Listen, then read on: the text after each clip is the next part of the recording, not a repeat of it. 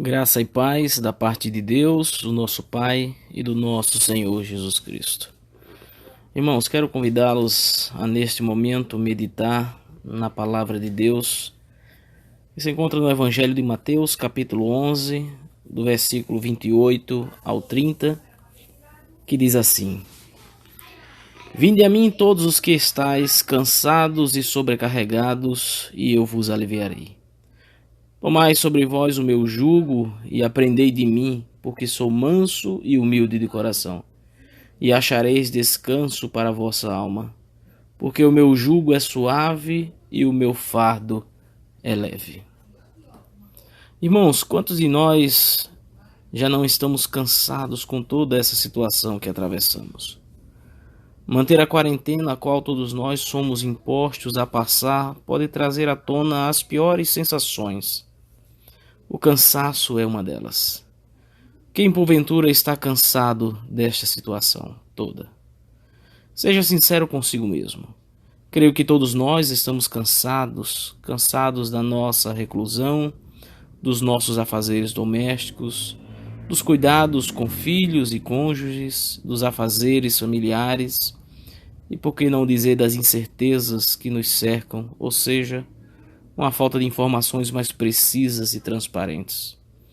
Muitos neste momento podem encontrar-se em um estado que só a graça de Deus para nos manter de pé e com foco em vista. Quando lemos o texto tal como este que acabamos de ler, é revigorante para as nossas vidas, pois ouvimos uma promessa de Deus para nós, promessa de que nos aliviará o fardo que estamos carregando. Mas será que é isso mesmo que a palavra de Deus está nos dizendo? Não diferente dos nossos dias, aquele povo a quem Jesus proferiu essas palavras também estavam cansados e sobrecarregados das suas lutas.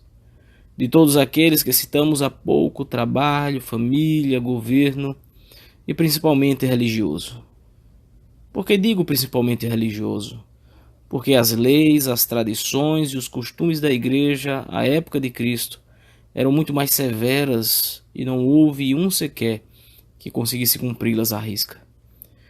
Isto sem falar das cargas tributárias impostas pelo próprio Império Romano sobre a população. O pouco que restava aos mais pobres era levado pelos impostos taxados pelo Império. Daí nos deparamos com as palavras de Jesus, quando nos diz: Tomai sobre vós o meu jugo e aprendei de mim, que sou manso e humilde de coração, e achareis descanso. Parece até um contrassenso. Jesus oferece mais um jugo a um povo que já estava por demais sobrecarregado com todas as obrigações impostas a eles. É justamente nesse ponto que, se não pararmos para percebermos o que Jesus nos oferece, continuaremos carregando os nossos fardos pesados e sobrecarregados as nossas vidas com coisas que o próprio Senhor Jesus se propôs a carregar por nós. Quando analisamos a fundo o que o Senhor está nos dizendo, conseguimos extrair verdades abençoadoras para as nossas vidas. A primeira verdade que conseguimos extrair das palavras de Jesus é que se faz necessário aceitar o convite feito por ele a cada um de nós. O versículo 28 diz: Vinde a mim todos os que estáis cansados e sobrecarregados, e eu vos aliviarei. O Senhor começa a sua fala fazendo justamente um convite: vinde a mim. Percebemos também que este convite feito pelo Senhor Jesus destina-se a todos e não somente a alguns. Em outras palavras, a todos aqueles que ouvirem e entenderem o seu chamado. Quando alguém vai fazer uma festa ou vai comemorar algo, o que é que esta pessoa faz? Ela vai enviar convites para aquelas pessoas que ela gostaria que estivesse presente na sua festa. Ou ainda fará um convite aberto, ou seja, convidará publicamente a todos, assim como o Senhor Jesus o fez naquele dia. Entretanto, isso não é garantia de que todos estarão presentes à sua festa. Concorda? Quantas vezes nós fazemos uma festa ou uma comemoração, ou seja lá qual for o evento, e convidamos uma gama de pessoas, esperando que todas elas compareçam. E quando é chegada a hora, percebemos que inúmeras pessoas, das quais nós gostaríamos que estivesse conosco naquele momento, não compareceram. Vocês iriam concordar comigo? Para que eu possa aceitar um convite, se faz necessário que eu tenha certa intimidade com a pessoa que me convidou. Ou seja, é necessário que haja confiança entre as partes. Se uma pessoa que você nunca havia visto antes e que no primeiro contato que teve com ela em um encontro ocasional te convidasse para participar de uma grande festa que ela iria oferecer, você iria? Provavelmente não. Você não teria liberdade nem proximidade com ela para tal. Talvez você esteja dizendo: olha, eu não conheço esse Jesus há tanto tempo assim. Ou ainda: olha, eu acabei de conhecê-lo. E como é que eu vou aceitar o seu convite? Daí eu vos afirmo que existe um amigo mais fiel e verdadeiro. Esse amigo é Jesus Cristo. Ele só poderá agir nas nossas vidas se nós aceitarmos o seu convite e confiarmos plenamente em sua voz. Conta uma fábula que certa vez um alpinista muito famoso no mundo todo estava ansioso para ser o primeiro a subir no topo de uma montanha muito alta. Então ele se preparou por meses, estudou cada centímetro do monte, aumentou a rotina de exercícios físicos para suportar tamanha subida. Depois de tudo preparado, o alpinista decidiu que escalaria aquela montanha sozinho, pois ele não admitia dividir a glória daquela conquista com nenhum companheiro de sua equipe. Então ele começou a subir, mesmo depois de ter escalado quase a metade da montanha, em apenas um dia, o alpinista decidiu que não montaria acampamento para descansar durante a noite. Ele queria ganhar tempo e por isso escolheu continuar subindo mesmo depois do pôr do sol. Ele ligou o aparelho onde gravava o seu dia a dia e falou: todos estão esperando que eu chegue ao topo da montanha amanhã à tarde, mas eu vou surpreender todo mundo quando comunicar que alcancei o pico antes do raiar do sol. Ficarei ainda mais famoso. A noite era muito escura naquele ponto da montanha e não era possível enxergar um palmo à sua frente, pois o brilho da lua não conseguia ultrapassar aquelas nuvens tão densas. Ao seguir por um caminho muito estreito, a pouco menos de 20 metros do topo, o alpinista pisou numa pedra falsa e caiu em uma velocidade muito grande. Naqueles segundos de queda livre, sua vida inteira passou como se fosse um filme em sua cabeça. Mas quando a morte já era certa, o homem sentiu um forte tranco.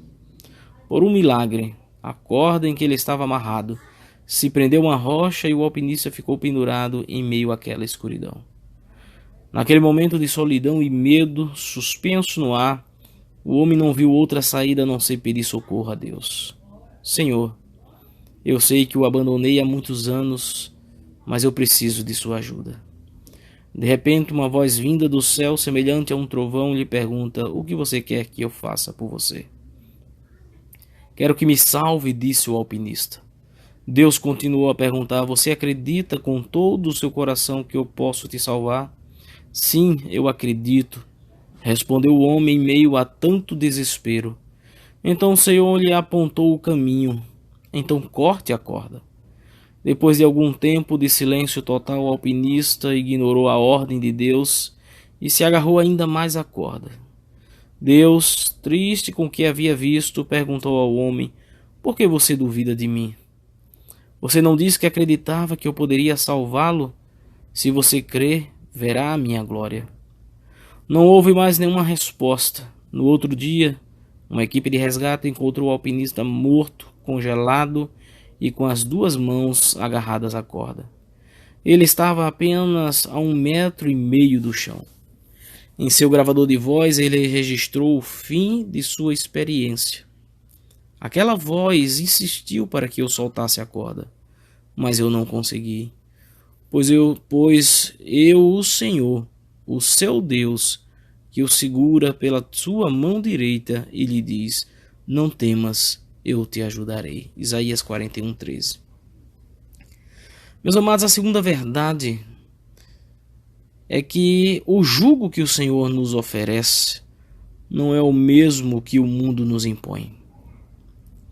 O que vem a ser jugo para você? Vou melhorar minha pergunta: qual é o teu jugo nestes últimos dias? Talvez você esteja pensando aí consigo mesmo: olha, um jugo, o meu jugo é essa quarentena, ou ainda o meu jugo é a incerteza do amanhã. O meu é faltar dinheiro, o meu é a minha saúde, etc. Você pode até estar se perguntando: como é que Jesus, vendo todo o meu sofrimento, toda a carga que já tenho que carregar dia a dia, todos os meus afazeres que tenho para realizar, ainda quer que eu carregue o seu jugo? O jugo que Jesus ofereceu ao povo àquela época contrastava com o jugo da lei, ou seja, o povo era obrigado a seguir à risca todos os preceitos da lei, seja ela de cunho religioso ou estatal. E quando paramos para analisar, não é muito diferente dos nossos dias, não. Por exemplo, quem consegue cumprir todos os mandamentos deixados pelo Senhor, sem que um só seja transgredido? Quem consegue dizer que arcará com todos os seus compromissos financeiros sem que deixemos atrasar um só sequer? Este jugo a que estamos falando e que citamos alguns deles é quase que impossível de se carregar sozinho, principalmente nesses dias incertos. Entretanto, contudo, porém, todavia, não é desse jugo que o Senhor Jesus estava e está a falar. Não existe jugo maior do que perceber que a verdade procurada pela alma não pode ser encontrada. O convite que o Senhor Jesus fez e nos faz neste momento é um convite para o descanso das nossas almas. E esse descanso só pode ser encontrado na presença do Senhor. Só Ele pode nos mostrar o verdadeiro descanso. Quando paramos para analisar, percebemos que Jesus alude aos problemas e dificuldades da vida, porquanto Jesus jamais prometeu que ser discípulo seria algo fácil. O jugo que verdadeiramente é capaz de nos levar à morte é aquele que sobrecarrega as nossas almas, tais como o pecado, a tristeza, o sofrimento, a ausência de paz, a fraqueza espiritual. O próprio Senhor Jesus padeceu o fardo de ser humano. Entretanto, ele nos mostrou que a situação não é desesperadora, pois o descanso, uma verdade a ser alcançada, um alvo para esta vida, um Deus solícito que está no céu, um caminho de volta para este Deus. Jesus jamais operou um milagre visando apenas aliviar o sofrimento físico, mas visava acima de tudo o descanso da alma, ou seja, a nossa paz interior. O jugo que o Senhor nos oferece pode até não mudar as condições materiais da nossa vida, nem o estado físico do nosso corpo, nem as nossas incertezas. Entretanto, qualquer jugo que não altere para melhor as condições da nossa alma não é o jugo de Cristo. Gostaria de finalizar usando as palavras do apóstolo Paulo quando escreveu a sua segunda epístola aos Coríntios, no capítulo 4, versículo de 15 a 17, que diz: porque todas as coisas existem por amor de vós, para que a graça, multiplicando-se, torne abundantes as ações de graça por meio de muitos, para a glória de Deus. Por isso não desanimamos, pelo contrário, mesmo que o nosso homem exterior se corrompa, contudo o nosso homem interior se renova de dia em dia. Porque a nossa leve e momentânea tribulação produz para nós eterno peso de glória acima de toda comparação. Quero convidá-lo a orar nesse momento. Deus, Senhor, nós te rogamos, ó Pai, que o jugo, ó Deus, que nos é ofertado por Cristo, ó Deus, seja o mesmo jugo que nos trará a paz, o descanso, a suavidade em nosso coração, ó Deus. Pois precisamos, ó Deus, conhecer cada vez mais de Ti, Senhor. Precisamos estar cada vez mais ligados ao Senhor. Precisamos achar descanso, ó Deus, para as nossas almas. Que possamos ouvir neste momento, ó Deus, o convite que nos é feito pelo Senhor Jesus, quando nos conclama dizendo: vinde a mim, todos vós que estáis cansados e sobrecarregados, e eu vos aliviarei. Que corramos, ó Deus, que prossigamos, ó Deus, que caminhemos, ó Senhor, para perto de Ti, ó Deus, onde de fato acharemos descanso, refrigério, onde encontraremos um porto seguro, ó Deus, onde acharemos resposta, ó Deus, para todas as inquietações do nosso coração. Isso eu te peço, ó Deus, em nome daquele que deu a sua vida por amor de cada um de nós. Em nome de Cristo Jesus que eu te oro. Amém.